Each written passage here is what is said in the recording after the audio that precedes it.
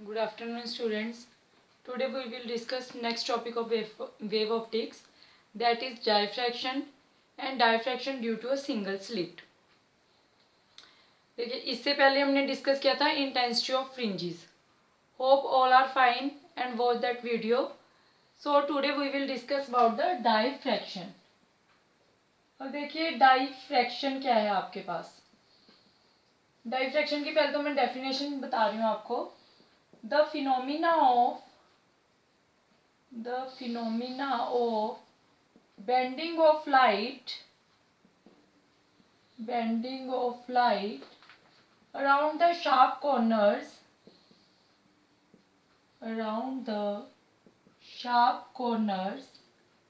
and spreading of light about the geometrical and spreading of light within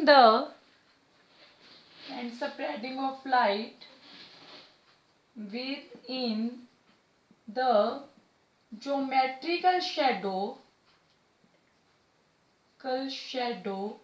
of opaque obstacles is known as diffraction. देखो, अब आपने देखा हो, अगर मैं मान लो ये मेरी एक विंडो है, ठीक है. ये अगर विंडो है, मान लो ये एक विंडो है, ठीक है. तो लाइट यहाँ से कैसे आएगी? इस तरीके से स्प्रेड हो जाती है लाइट. मीन्स इसके जो कॉर्नर्स है यहाँ से लाइट क्या हो जाएगी?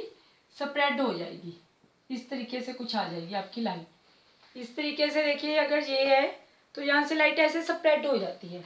The phenomena of bending of light around the sharp corners, ये इसके कॉर्नर्स हैं, यहाँ पे लाइट क्या हो गई? स्प्रेड हो गई. एंड स्प्रेडिंग ऑफ लाइट, फिर ये लाइट स्प्रेड कहाँ होगी? Within the geometrical shadow of opaque obstacles. Like अगर मैं बात करूँ कि मेरे पास ये क्या है? विंडो है, ठीक है. तो यहाँ पे जो विंडो है ये इसका कॉर्नर हुआ, तो यहाँ से लाइट इस तरीके से स्प्रेड हो जाएगी, यहाँ पे इस तरीके से स्प्रेड हो जाएगी. अब जो ओपेक ऑब्स्टेकल की बात की है, एक तो होती है ट्रांसपेरेंट चीज, एक होती है ओपेक. ओपेक में ये क्या है? ये वॉल है, वॉल में यहाँ पे विंडो है. तो ये ओपेक ऑब्स्टेकल्स हैं, यहाँ पे लाइट भी क्या हो जाएगी? यहाँ पे ये क्या हो जाएगी? स्प्रेड हो जाएगी ज्योमेट्रिकल शेडो में. ये चीज वो बोल रहे हैं कि लाइट का बेंड होना, एक तो शार्प कॉर्नर से, दूसरा लाइट का स्प्रेड होना कहाँ पे? जो भी आपको ऑब्स्टेकल है उसका जो ज्योमेट्रिकल शेडो है, इसकी जो शेडो है वो यहाँ पे बनेगी ना, इसकी शेडो इस तरफ, तो यहाँ पे भी लाइट का स्प्रेड होना, ठीक है. उसी को हम क्या बोलते हैं? डाइफ्रैक्शन. अब डाइफ्रैक्शन है जो आपका, ये मैक्सिमम कब होता है? अगर आपके पास ए है, it is less than lambda, where A क्या है हमारे पास? Slit width. स्लिट विड्थ का मीनिंग जो आपने जंग्स डबल स्लिट एक्सपेरिमेंट में पढ़ा था. लाइक अगर मैं बात करूं, लेट आपके पास क्या हो रहा है, यहाँ पे ये एक स्लिट विड्थ है, इस ये ए है आपके पास, मान लो जो ये विड्थ है, लेट दिस इज द ए, ठीक है. अब क्या हो रहा है, यहाँ पे क्या होंगे? वेवलेट्स होंगे, और जो ये वेवलेट्स हैं इनके बीच जो वेवलेंथ होगा, जब पार्ट डिफरेंस, वो क्या होगा? लैम्डा. जैसे मैंने आपको बताया था कि this is a source of light, तो यहाँ पे क्या होगा? ये सिमिलरली इस साइड भी क्या होगा? Crest and trough. इस साइड भी ये क्रेस्ट एंड ट्रफ बनेंगे आपके पास, ठीक है. सिमिलरली इस साइड भी क्या बनेगा? Crest and trough. तो आपके पास एक तो वेवलेट कहाँ से बनेगा? एक वेव फ्रंट कहाँ से बनता है? जो इसका ये वाला पार्ट है, ऊपर के पार्ट, एक तो आपका वेवलेट ये बन जाएगा. दूसरे जो इसके लोअर पार्ट्स हैं, मीन्स जो ये वाले पार्ट्स हैं, ये और ये वाले, इस तरीके से हमारे पास दो वेवलेट्स बनते हैं, एक क्रेस्ट से एक ट्रफ से वेव फ्रंट बनते हैं. और इन दोनों के बीच का जो ये डिफरेंस होता है, इसी को हम क्या बोलते हैं? लैम्डा, और इसको हम बोलते हैं वेवलेंथ. सो सिमिलरली जब ये विड्थ आपकी ए है, स्लिट विड्थ ए है, और ये क्या है हमारे पास? Wave front. ये प्राइमरी वेव फ्रंट है, और इसका हर पॉइंट किसकी तरह एक्ट करेगा? सेकेंडरी वेवलेट्स की तरह. और इस तरह जो आपके वेव फ्रंट बनेंगे वो क्या होंगे? इसी कारण हमारे पास सेकेंडरी वेव फ्रंट्स आ जाएंगे. इस साइड आपके पास क्या बनेंगे? सेकेंडरी वेव फ्रंट्स आ जाएंगे. अब देखिए यहाँ पे क्या है आपका पास, जो ए है, मान लो पहले मैं आपको केस बता रही हूँ, जब ए आपका क्या है, ज्यादा है, यहाँ पे ए देखिए ज्यादा है, फर्स्ट केस है ये, when A is greater than lambda, जब ए हमारा ज्यादा है तब आपके पास जो बेंडिंग ऑफ लाइट है वो क्या होगी, कम होगी। इस केस में क्या होता है, डाइफ्रैक्शन मैक्सिमम होता है, अगर ये वाला केस है तो डाइफ्रैक्शन इज मोर, ठीक है। यहाँ पे क्या होगा, डाइफ्रैक्शन थोड़ा कम होगा, डाइफ्रैक्शन इज लेस, जो ये बेंड होगी ये कम होगा। सेकंड केस में अगर आपके पास ए और लैम्डा इक्वल हो जाए, second case if a is equal to lambda, अब मान लो हमने क्या किया कि ए और लैम्डा इक्वल है, और आपने जो स्लिट विड्थ है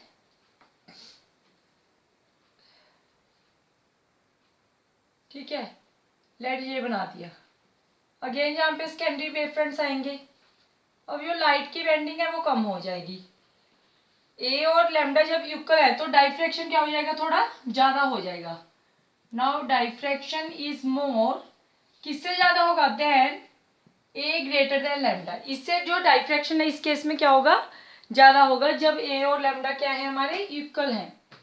थर्ड केस आपका क्या है, जो ये वाला केस है आपका थर्ड, अगर ए आपका लेस है लैम्डा से तो डाइफ्रैक्शन मैक्सिमम होगा। अब क्या कह रहे हो आप, अब हम क्या करते हैं, जो ए है उसको लेस कर दो, देखिए इससे ये कम हो गया डिस्टेंस से, तब जो डाइफ्रैक्शन है वो क्या होगा, मैक्सिमम होगा, इस केस में जो बेंडिंग है वो सबसे ज्यादा होगी, और यहाँ पे क्या आ गई आपके सेकेंडरी वेव फ्रंट्स, क्लियर है। यहाँ पे डाइफ्रैक्शन कम होगा, फिर इक्वल टू में थोड़ा और ज्यादा, लेस देन में सबसे ज्यादा, क्लियर है। ये आपका हो गया conditions for the diffraction. Now अब हम डिस्कस करते हैं diffraction due to a single slit, कि आपके पास स्लिट के कारण जो डाइफ्रैक्शन आती है वो कैसी आती है। अब देखिए उसके लिए हमने क्या किया है, एक डेरिवेशन है आपके पास जिसमें हम मैक्सिमम और मिनिमा की कंडीशंस ऑब्टेन करेंगे। नेक्स्ट है आपके पास diffraction due to a single slit. अब हमने क्या किया, यहाँ पे एक स्लिट ली, लेट इसकी विड्थ है आपके पास ए, क्लियर है। हमने इसका यहाँ पे एक क्या लिया स्क्रीन ले लिया आपने, this is your screen, this is our slit width, clear है। अब क्या हो रहा है, इसका जो मिड पॉइंट है दैट इज ओ, तो इस मिड पॉइंट से यहाँ तक हमने एक लाइन ज्वाइन कर दी, ये पॉइंट वो होगा जहाँ पे आपको सेंट्रल मैक्सिमा ऑब्टेन होगा। इस स्क्रीन पे हम क्या करेंगे, पैटर्न ऑब्टेन करेंगे, let this point is A और this point is B, again जहाँ से एक लाइन स्ट्रेट मिलाई आपने स्क्रीन के ऊपर ए से बी, हमने पी एक पॉइंट ले लिया जो कि एलिवेटेड है at an angle theta, P एक पॉइंट है which is at angle theta. तो देखो ए से भी हमने एक पी पे पॉइंट लाइन ज्वाइन कर दी, बी से भी हमने एक पी पे लाइन ज्वाइन कर दी, जो आपका ये आपने मिड में पॉइंट लिया है ओ, वहां से भी लेट आपने एक लाइन ज्वाइन कर दिया, क्योंकि हमने क्या बोला है कि P is elevated at an angle theta. तो आपके पास कौन सा एंगल थीटा है, जो O से आपने P को ज्वाइन किया है, और वो और जो ये सेंट्रल लाइन जा रही है इस पॉइंट पे, this is at angle theta, O से जो P पे लाइन ज्वाइन की है और इधर से थीटा। अब देखिए अगर मैं इन दोनों की बात करूं तो A से P, ये भी आपके पास एक पार्ट डिफरेंस है, B भी ये भी एक पार्ट डिफरेंस है, ठीक है। तो दोनों के बीच जो पार्ट डिफरेंस होगा, A से P और BP हमारे पास बड़ी है, तो दोनों के बीच में क्या हो जाएगा, दोनों इसके बीच में एक पार्ट डिफरेंस आएगा। पार्ट डिफरेंस को अब देखिए अगर मैं यहाँ से एक परपेंडिकुलर फॉल कर दूं, late this point is N, अगर मैंने एक परपेंडिकुलर फॉल किया तब क्या होगा, आपने क्या किया, एक परपेंडिकुलर फॉल किया N, जो आपने ये परपेंडिकुलर फॉल किया है, अब एनपी और एपी सेम होंगे। लेट आपने यहाँ से एक परपेंडिकुलर फॉल किया, क्लियर है। जब आपने ये परपेंडिकुलर फॉल किया,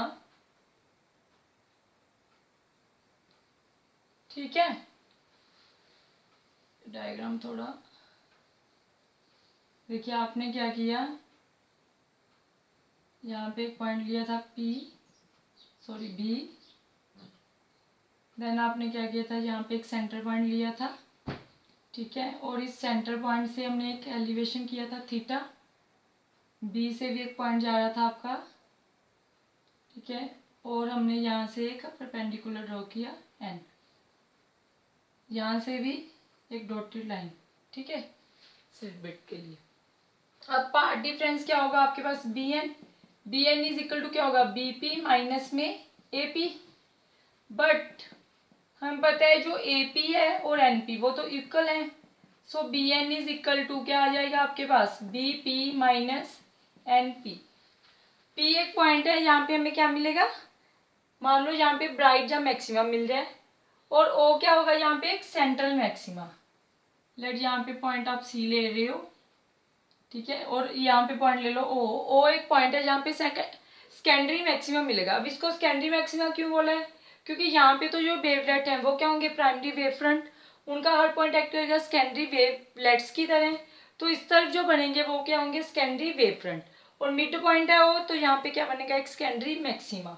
जहाँ पे ब्राइट बनता होता है ना मिड में, तो यहाँ पे क्या बन जाएगा, सेकेंडरी मैक्सिमा। अब अगर हम इस ट्रायंगल की बात करें, इस ट्रायंगल को अगर मैं अलग से बना लूँ, देखिए ये ट्रायंगल कुछ ऐसा है, ए बी एन, क्लियर है, मुझे ये एंगल देखना है। अब ये भी एक परपेंडिकुलर है ए से एन के ऊपर, ये हमने एक परपेंडिकुलर ड्रा किया है। सिमिलरली जो ये है ए बी, ये भी क्या है, एक परपेंडिकुलर है, ये भी एक परपेंडिकुलर है इस रे के ऊपर, और अगेन जो ये वाली बीपी जा रही है उसके ऊपर यहाँ से भी एक परपेंडिकुलर है ए एन, और इसी रे के ऊपर ए से भी ये परपेंडिकुलर है, ये भी सीन्स परपेंडिकुलर है और ये भी परपेंडिकुलर है, तो जो ये एंगल है अल्फा थीटा सॉरी, वही इस एंगल के इक्वल हो जाएगा, that is the theta. Clear है, ये एंगल कितना हो गया हमारे पास, अगर ये एंगल भी आपका थीटा है, तो अगर हम इन ट्रायंगल ए बी एन की बात करते हैं, तो साइन थीटा किसके इक्वल होता है, परपेंडिकुलर बी एन, और ये स्लिट विड्थ कितनी है, ए है हमारे पास, B N upon A, so A sine theta is equal to क्या आ गया आपके पास, बी एन। हमें यही पार्ट डिफरेंस चाहिए था। अब कंडीशंस क्या है मैक्सिमा और मिनिमा के लिए, कंडीशंस फॉर मैक्सिमा, और आप इसको क्या बोल सकते हो, bright point.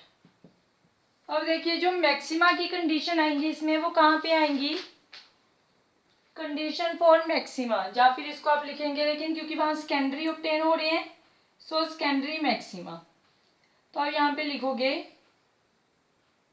A sine theta N is equal to 2n+1 into lambda by 2, where N क्या है आपके पास, 1 2 3, देखो एन जब 1 पुट करोगे कितना आएगा, 3 लैम्डा बाय 2, 2 पुट करोगे 5 lambda by 2, then 7 lambda by 2 up to so on.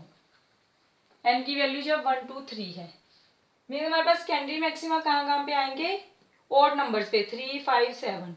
लेकिन अगर हम इंटरफिरेंस की बात करें, जब आपने कंस्ट्रक्टिव इंटरफिरेंस और डिस्ट्रक्टिव इंटरफिरेंस पढ़ा था, वहां पे क्या था, जो ये वाली कंडीशन थी वो वहां पे मिनिमा की बनती थी, और यहाँ पे जो मिनिमा की बनेगी, मिनिमा के लिए यहाँ पे क्या बनेगा आपके पास, अगर हम बात करें कंडीशंस फॉर मिनिमा, मिनिमा और इसको आप क्या बोल सकते हो, डार्क बैंड, सेकेंडरी मिनिमा, तब यहाँ पे क्या बनेगा, A sine theta N is equal to N lambda by 2, अगर मैं जनरल बात करूँ, वेयर एन क्या है अगेन 1 2 3 अप टू सोन, 1 के टाइम लैम्डा बाई 2, देन 2 के टाइम पे लैम्डा आ जाएगा, 3 के टाइम पे 3 लैम्डा बाई 2, क्लियर है। और यहाँ पे जो मिनिमा की कंडीशन है वो वहाँ पे मैक्सिमा की बनती थी, यहाँ पे जो मैक्सिमा की है वो वहाँ पे किसकी बनती थी, मिनिमा की। In case of interference means दोनों रिवर्स हो रहे हैं, diffraction and interference. So this is all about the diffraction due to a single slit. Now hope you understand this lecture. Watch this video carefully. Thank you.